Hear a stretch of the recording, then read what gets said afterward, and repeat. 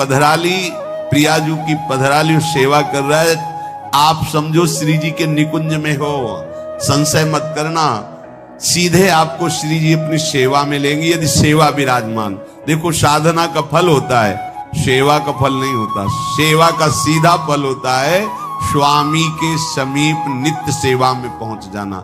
आज तक हमें कहीं ऐसा प्रमाण नहीं मिला कि श्री जी की सेवा करने वाले की गति में अंतर हुआ हो।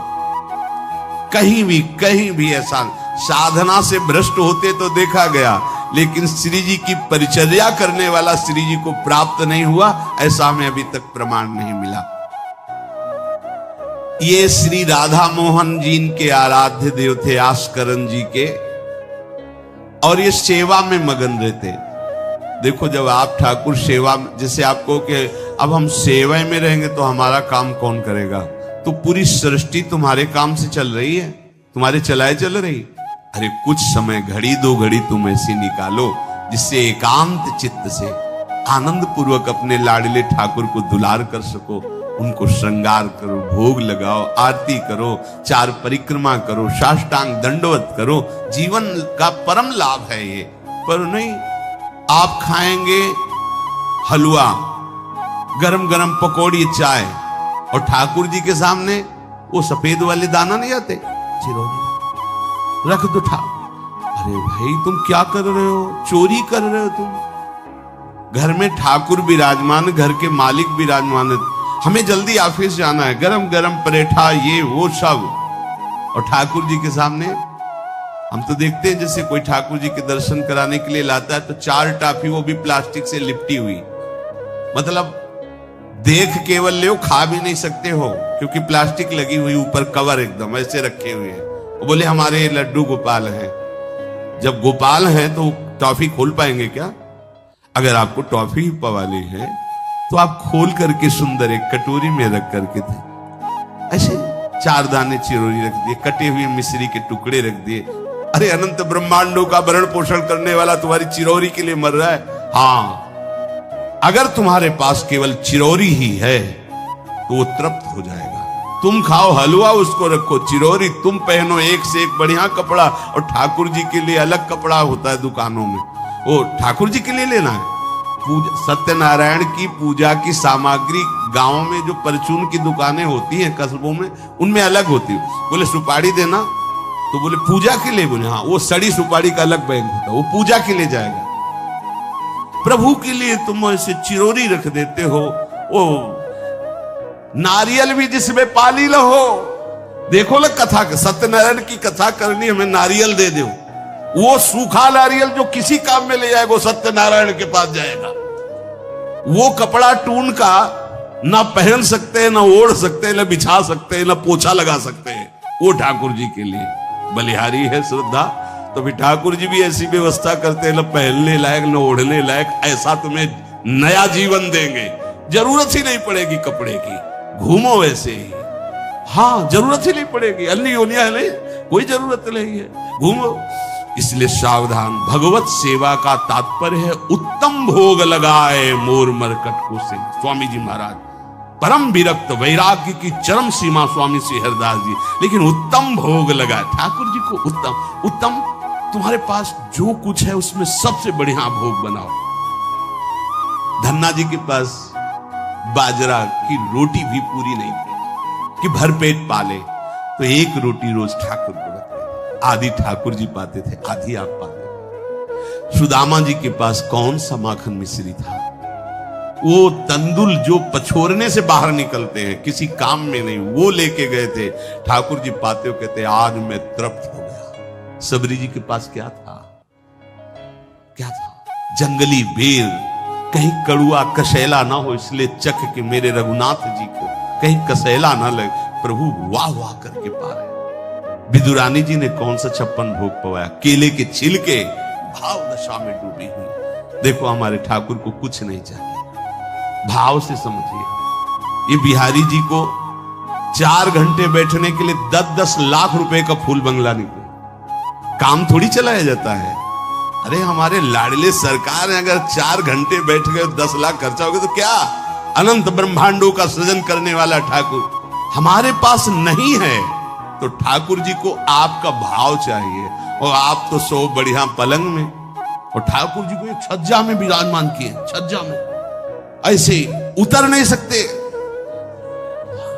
मतलब कूदे तो वैसे ऊंचे, अगरबत्ती दिखा दी, आप तो नहीं, अपने लाड़िले ऐसे प्यार करो, ऐसी जगह सिंहासन रखो कि उतर कर अगर आपके वन विहार करना चाहे तो उतर लेना, ऐसा विराजमान आराम से, वो एकदम वो सिर्फ दीवार में ऐसी जगह, या तो बाहर वाले कमरे में, अपने कमरे में तो ठाकुर जी रहेंगे ही नहीं।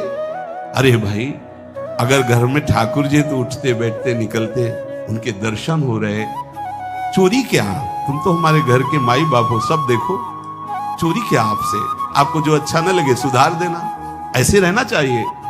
बिल्कुल भगवत प्राप्ति निश्चित है, ये सेवा पद्धति है, बड़े भाव से आप इसको स्वीकार कीजिए। हमारे लाडले बड़े कृपालु हैं। अरे जहर पिला रही है छाती में लगा के तो परम पद दे रहे हैं, तुम दूध पिलाओगे तो तुम्हें परम पद नहीं मिलेगा। पूतना जहर लेकर के पिला रही बाल गोविंद को, अभी 6 दिन के ठाकुर है, उसे परम पद प्रदान किया, और आप रोज सुंदर सुंदर भोग लगा रहे हो और तुम्हें भगवत प्राप्ति नहीं होगी। ठाकुर जी की आरती उतार रहे हो, बलिहारी जा रहे हो, उनके सामने कीर्तन कर रहे हो, नृत्य कर, विश्वास तो करो ना, तुम्हें भगवत प्राप्ति हो जाएगी। आस्करन जी ने एक चौकीदार पूजा गृह के बाहर बैठाल दिया और कहा कोई भी भीतर आने ना पावे, क्योंकि एक बार भी सेवा में विक्षेप मुझे बर्दाश्त नहीं। तो ठीक 10 घड़ी का इन्होंने भी नियम, जो नियम लो उसका निर्वाह करो, 4 घंटे। दिल्ली का बादशाह किसी कारण से उधर आया हुआ था, उसने कहा मुझे आस्करण जी से तुरंत मिलाया जाए। पहले तो राजा लोग होते थे और बादशाह, अब जैसे मुख्यमंत्री और प्रधानमंत्री, राष्ट्रपति। तो जो मुख्यमंत्री हैं ये राजा हैं प्रदेश के, और वो संपूर्ण राज्यों का बादशाह उसे कहा जाता था। आस्करण जी को शीघ्र हमारे सामने उपस्थित किया जाए। प्रार्थना की कि महाराज असंभव, इस समय आस्करण जी महाराज अपने ठाकुर जी की सेवा में हैं और उनका आदेश है 4 घंटे कोई हमसे बात ना करे। आस्करण जी को सूचना देने के लिए बार बार सेवकों को आदेश किया, पर कोई भी सेवक बादशाह की आज्ञा पर नहीं उतरा।